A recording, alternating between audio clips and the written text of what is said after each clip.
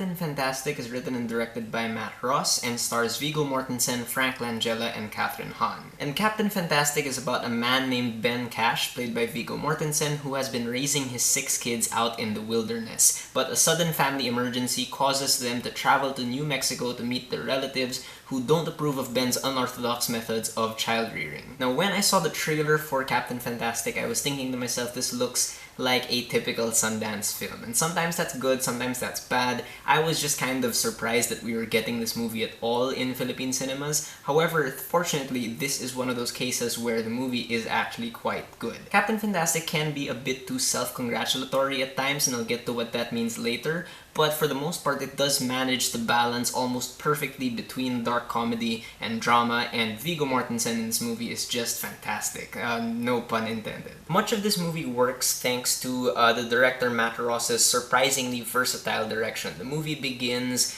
in the woods with these kids trying to hunt a deer, and it's a surprisingly violent and intense scene, as well, more intense than I was expecting.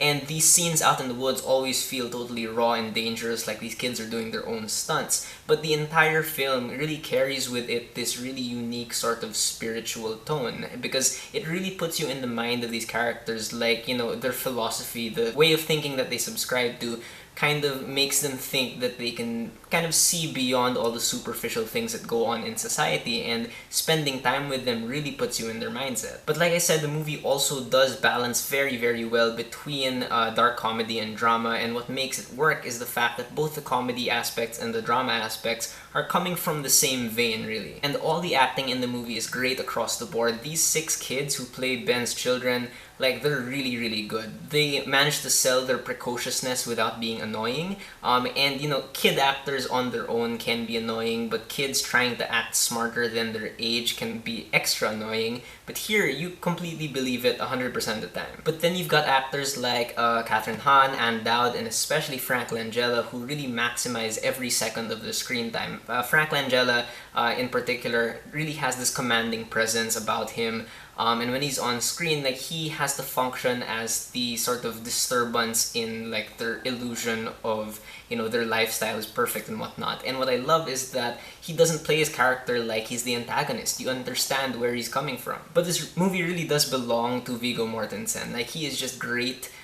He has this great charisma about him, and he stays confident on the surface, but there are moments of vulnerability that are genuinely affecting to watch, and they really make you understand exactly where this guy is coming from. This movie isn't just about Ben, though. The editing by Joseph Krings allows for the point of view to kind of be shared by all his kids, and all these kids really are worth investing your time in. All the characters here are interesting to follow, and what's really fascinating about them is, like I said, their philosophy. You know, it's a very compelling sort of line of thinking that causes them to kind of hate everyone else. However, it does make you think about what proper child rearing is, and it, you know, really supplies good arguments somehow for this kind of style of raising your kids. There's a lot of philosophically heavy dialogue in the movie, but it's surprisingly really accessible, and it's cool to see how this kind of dialogue contrasts with the quote-unquote common sense dialogue from characters of Frank Langella and Ann Dowd and Kathryn Hahn. And overall, this is a well-paced movie that builds up the emotional tension as it goes on, and also lingers just long enough on small moments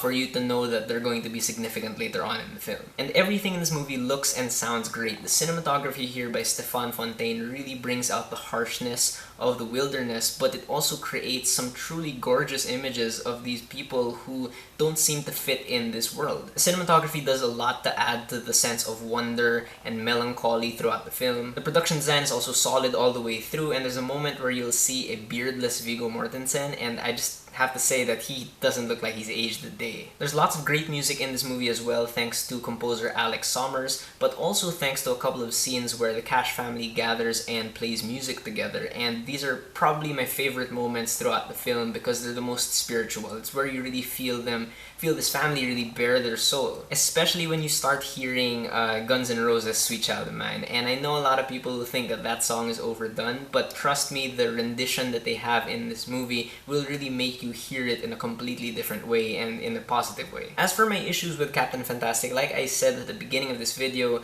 it can be a bit too self-congratulatory. What I mean by that is that Matt Ross, the director, doesn't always allow for a fair discussion about child rearing. And for me, that's an issue precisely because of how Catherine Hahn's character and Frank Langella's character, they're not meant to be antagonists. You know, they're meant to provide an alternative point of view that should be respected, but for the most part in this movie, they're kind of just ridiculed by Ben and his kids. And this also affects the story, because while the plot itself is interesting for the most part, I just didn't really like or agree with where the story ended up. I won't spoil what the ending is, but I just will say that it's a bit too easy. Like, I feel like it doesn't necessarily tackle a dilemma that's set up towards the ending. Like, they just kind of take an easy way out. But in the end, I still think that Captain Fantastic is a really good movie, and I hope that it kind of becomes this year's Me and Earl and the Dying Girl, in the sense that I know a lot of people weren't able to catch this movie in theaters, but I hope people catch it later on and it becomes sort of like a cult classic. So those are my thoughts on Captain Fantastic. If you guys have seen it, let me know what you thought about it, and whatever you think, whether you agree with me or not, please leave me a comment. Let's have a conversation.